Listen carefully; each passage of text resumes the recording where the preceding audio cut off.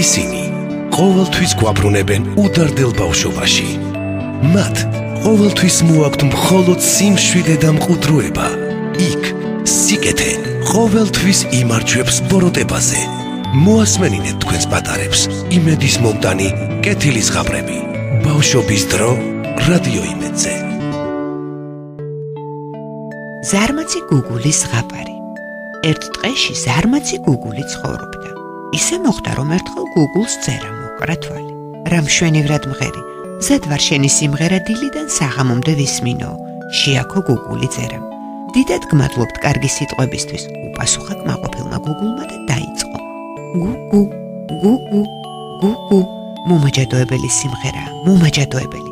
რა ბედნიერება იქნებოდა ჩემს ბუდეში გეცხოვრა და თუნდაც იშვიათად ამ ღვთაებრივი ხმით ჩემი ყურთასმენა დაგეტკბო. წამოიძახა წერა. არ დაუჯერო გუგულო, მაგის ბუდეში შენ რა გესაქმება? გადმოსახა გუგულს პალმისტოზე შესყუპულმა თუთიყუშმა.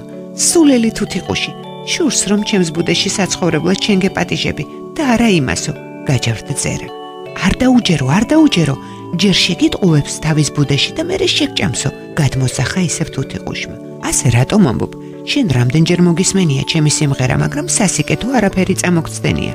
წერამ კი ერთხელ მოისმინა და მაშინვე მიხვდა, რომ შვენიერი ხმა მაქვს, მიუგო გუგულმა.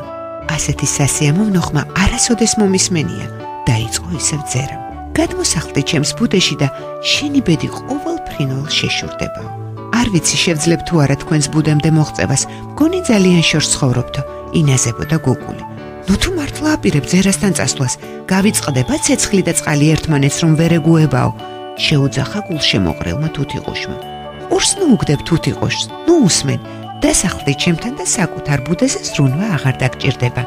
საჭმელზეც კი აღარ იფიქრებ, ჭიაღულას, ლიფსიტებს და კოღოებს არ მოგაკლებო, ეჩურჩულებოდა გუგულს წერა. მართლაც რა კარგია უქმატყოფნა, აღარც ბუდეს გავიკეთებ, აღარც ჭიაღუას გამოვეკიდებიო, ფიქრობდა გუგული. როცა ჩემს ბუდეში იცხოვრებ, ვერავინ ვერაფერს გაგიბედავს, ვინც კი შენს წყენას განისრახავს, ყველას დავკორტნი, განაგრძობდა წერა. დღეს ამით დავამთავროთ, ხვალ კი გავიგებთ თუ რა მოხდა შემდეგ. ისინი ყოველთვის გვაბრუნებენ უდარდელ ბავშვობაში. მათ ყოველთვის მოაქვთ მხოლოდ სიმშვიდე და მყუდროება. იქ სიკეთე ყოველთვის იმარჯვებს ბოროტებაზე. მოასმენინეთ თქვენს პატარებს იმედის მომტანი კეთილის ღაბრები. ბავშვობის დრო რადიო იმედზე.